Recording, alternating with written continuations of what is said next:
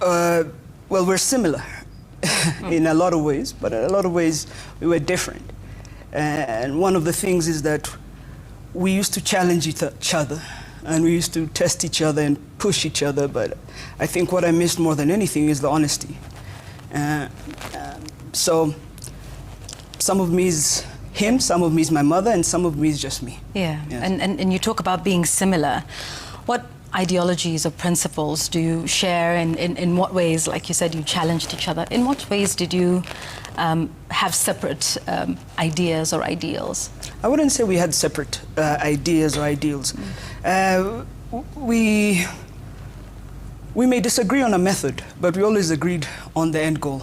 But when we talk of ideology, social justice, providing platforms for people who have been marginalized, space for young people, allowing people to say what they want even if we didn't agree.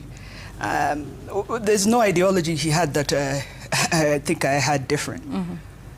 Maybe we would disagree on speed or time, but we never disagreed fundamentally. Mm. Yes. There've been many contestations, I think, since your father's passing about who spoke last with Raila Odinga, what he said to them. And this is something you've weighed in on as well recently. No. Now, without going into very deeply personal conversations that you had with your father, but what can you tell us about your last conversations with Raila Odinga? Well, Yvonne, just as you said, they were deeply personal. Mm. And I feel it would be disrespectful of me to share those personal conversations that I had in private with the public. Not every conversation we had was for public consumption. Mm-hmm.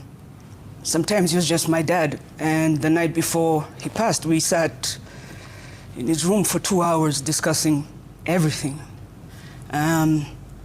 So I feel that there are very many people, and when we come to politics, we'll discuss that, who may now say that the party leader may have said this and that. And I feel it's not incumbent on them to now bring that into the forefront, whether they believe it or not.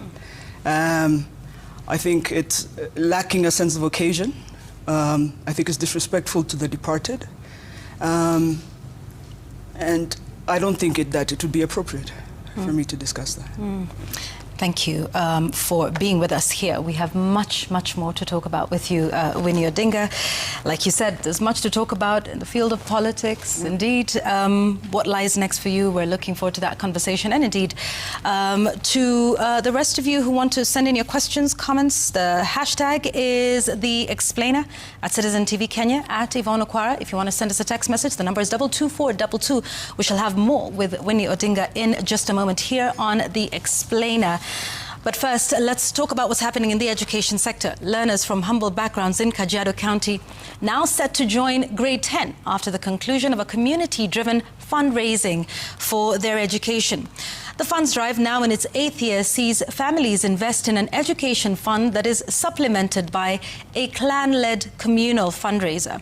This year's fundraiser collected at least 17 million shillings, easing the burden for hundreds of families in the county. Brenda Wanga reports. In the heart of Kajiado County, the Ilmogesen clan is redefining the phrase, "It takes a village to raise a child." This largely pastoral community is pulling together for a cause that is not just dear to them, but is also at the very heart of their survival and prosperity, their children's education. Yes, 33,000. One by one, they give what they have. The financial basket grows, and so does the hope for parents and 460 learners who would have missed this chance to further their studies. Arambe ya Nabulor Mogeseni walisema watapatia kila jamii nafasi moja, maana tukisema tupatie kila jamii nafasi, kuna wale watalipa zaidi ya 2 maana wako na uwezo, na kuna wale hawana uwezo.